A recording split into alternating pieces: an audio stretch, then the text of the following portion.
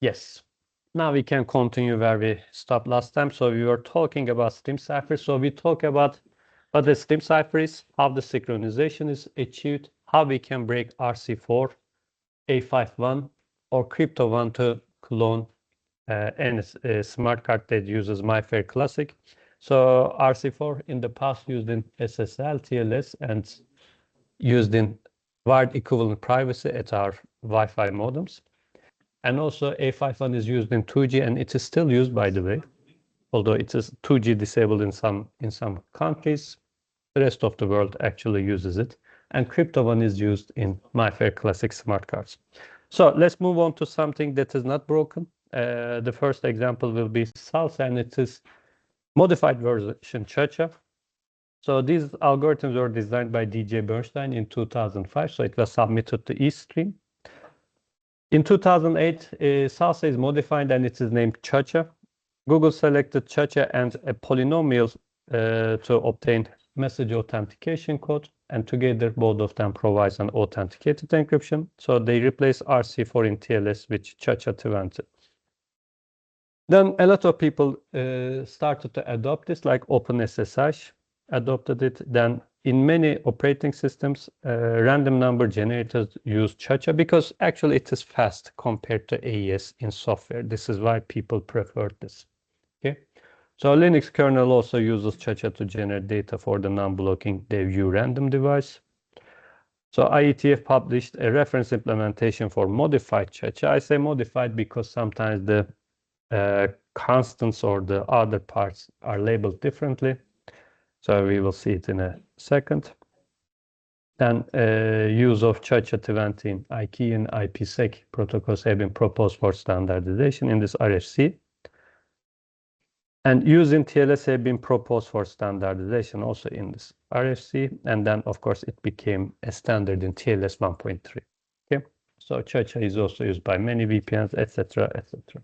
Okay, so the main picture is as follows. It consists of 16 32-bit words as the follows. So as you can see, there are some positions here and nonces here. In some of them, all of them are used as nonce, etc. So it looks like AES. As you can see, it is a 4x4 matrix, but the difference is that in AES, you have bytes. Here, all of these values are 32-bit. Okay. So in odd rounds, you take columns, and even rounds, you take rows for Salsa. And in ChaCha, you also take columns in the odd rounds, but for even rounds, you take the diagonals like here. Okay, so in each round, you need 4 words as the input. This is why you take sometimes columns, rows, or in the case of ChaCha, diagonals. So input of the first round is XORed with the output of then after 20 rounds and provided as the key stream. So let's look at what happens in a round. So assume that I'm at the first round, so one is odd, so I take this column as the input, so 4 values, let's say A, B, C, D, and this is what happens to those 4 words. Then the result is written back to that column. And then I also take this column and do the same. So actually you take 4 columns and do this operation. So in the next round, now that it is the second round, it is an even value. So if it is Salsa, you take rows. If it is ChaCha, you take diagonals and perform this operation again. Okay, so you do this for 20 rounds. So the operations are simple, as you can see on the modular addition, XOR, rotation. So very simple. This is why it is very fast on software. So actually, our computers, when you have Intel or AMD CPU, since it has an AES instruction set, it performs AES in the hardware level, at the hardware level. So for this reason, when you surf the internet, actually your computer uses most of the time AES. But if you use your mobile phone or tablet to surf the internet in TLS communication, since your phone or tablet contains an ARM processor which doesn't have this kind of hardware instruction set for AES, your phone prefers to use ChaCha instead of AES to say better. Okay, because it is more fast on software. Okay. So this is why we have ChaCha20 around, and generally this is why we use it. So this is one of the standards we have, and this is a general standard, but it is fast.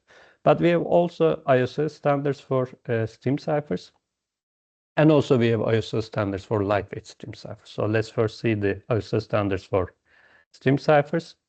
So this standard describes both pseudo-random number generators for producing key stream and output functions to combine a key stream with plain text. So two output functions are just binary additive output function. This simply means just XOR the result, by the way, or this function.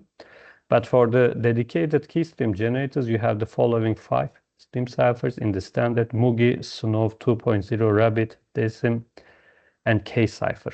Most probably you never heard any of these, but there is a standard. Okay. So this standard was last reviewed and confirmed in 2022. Therefore, this version remains. And check if they added anything new or removed anything. So as far as I know, this is the current version. Let's move on to lightweight stream cipher standards. So this standard, which first introduced in 2012, specifies 2 dedicated key stream generators for lightweight stream ciphers: Enocoro, which supports 2 key sizes, either 80 or 128 bits, and Trivium, which only supports, unfortunately, 80 bits, which is actually not that good. Okay.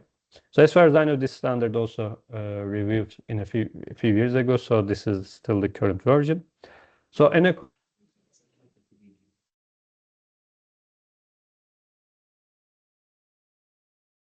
similar to Panama, a pseudo-random number generator by Damon and Club from 1998. And as I mentioned, this stream cipher supports 2 key sizes, 8 bits. Enocoro can be implemented with 2.5 kilo gates in ASIC, comparable to A-stream profile 2 candidates. So it is really lightweight at ASIC. So this is a hardware-oriented cipher. So I'm not going to go into much detail, but this is the main picture actually of a one run. So you have the internal state here and perform these operations and update it like that. Okay. So here is the software implementation performance comparison. Since it is from 2005, as you can see, they're talking about results on Intel Pentium 4 or something like that. So as you can see, this table shows throughput in terms of cycle per byte. So this means that how many cycles you need to perform or process a single byte. So this is why lower is better. So as you can see on software, Enocoro is really small compared to other E-stream candidates. On the Trivium beats it, but Enocoro is designed for hardware, so this is not surprising.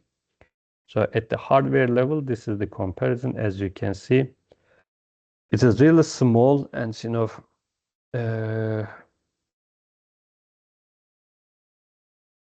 comparable to others, it is really good. That is their actually the argument here. Okay, really small in terms of area. Here grain is kind of smaller, but as far as I know, most of the versions of grain in the past were broken. So I don't know which version this grain is here. Because when you update it, you add more stuff to the design, so it becomes slower, or you need more gate to implement it. And more importantly, here the technology is different, so they are using something actually worse compared to this nanometer. So most probably Enocoro might be a lot better if they use this nanotechnology. Okay. Anyway, let's finally move on to Trivium. I will not go into much detail, but it was designed by Christophe de Canière and Bart Penel in 2006. This is a stream cipher construction inspired by block cipher design principles. Actually, I'm not going to go into much detail, but the idea is you have a large state here. So this S288 means the number of bits. You put them here, and it's like rotating, So when you process each bit, you kind of rotate the places and perform these XOR operations. So it's actually a very good design. So from here, you produce the key stream. And 80-bit is actually short, but it is not that easy to brute force this stuff, because before producing the key stream here, actually this stream cipher is run hundreds of times. If I'm not mistaken, it was like 700 times or something. So it takes some time for the stream cipher to be ready to produce output. So this kind of also delays the brute force attacker's performance. So this is why, although it is 80-bit, as far as I know, current best GPU optimizations is not within reasonable reach to break it in brute force, but this doesn't mean that you can use it, 10 years later, GPUs will become better, or if you have a dedicated hardware to break this stuff, then you can easily break it. This is why I never recommend anything that is shorter than 128-bit key.